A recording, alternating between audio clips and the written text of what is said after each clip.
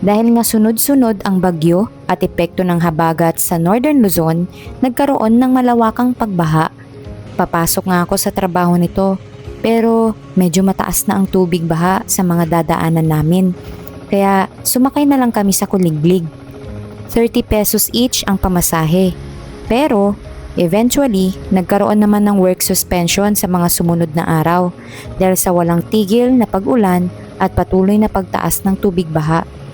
At dahil wala nga kaming pasok, mas marami kaming oras ni Mr. G na magkasama sa bahay. At may isang statement si Mr. G na talagang pumukaw sa akin. Kaya, welcome sa episode 3 ng aming journey to becoming better together. Sabi niya, Pag wala kang pasok, palagi kang galit. Pag may pasok ka, malambing ka. Naku po. at sa sinabi niyang yun, nagalit ako. Hindi, joke lang, napaisip ako. Ano nga ba talaga ang ikinagagalit ko? At doon ko na-realize, hindi pala dahil sa ayaw kong nasa bahay.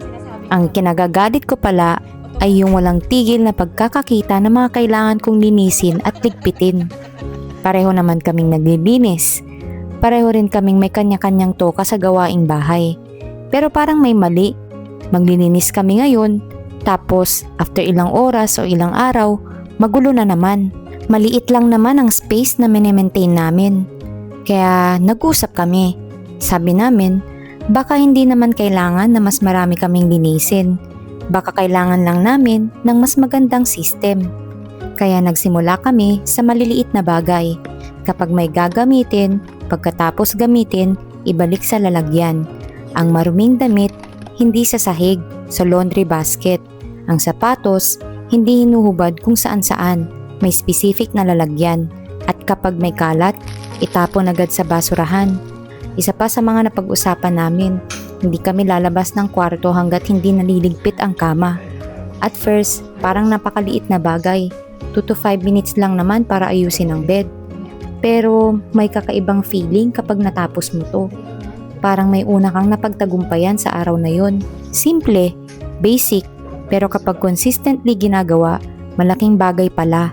Dahil balang araw pag madagdagan ang members ng pamilya namin at gusto namin kahit papano ay may mga habits na kaming nabuo bago pa dumating ang panahon na iyon. Eventually, yung maliliit na bagay na paulit-ulit nating ginagawa, nagiging bahagi na ng kung sino tayo. Kaya sa journey namin towards becoming better together, hindi lang namin gustong magkaroon ng big goals.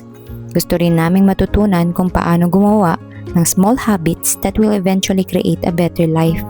By the way, dahil hindi pa namin alam kung gaano katagal ang pagbaha, bumili na rin kami ng mga gulay at bigas para may supply kami sa bahay. Upo, okra, sitaw, at bumili na rin kami ng saging na saba. Simple lang ang araw na to, walang dramatic na pagbabago, pero siguro iyon naman talaga ang point. Becoming better doesn't always look dramatic. Minsan mukha lang itong isang kama na inayos mo pagkagising, isang sapatos na ibinalik mo sa tamang lagayan, isang damit na hindi mo hinayaang nakakalat sa sahig, isang bagay na ibinalik mo pagkatapos gamitin. Small things done consistently. At baka balang araw, mapagtanto namin na yung maliliit na habits na sinimulan namin ngayon ay siya palang bumuo sa mas maayos na buhay na pinapangarap namin para sa aming pamilya. One day, one step, 1% better together. Kaya tuloy-tuloy na to, sama-sama tayong maging better together.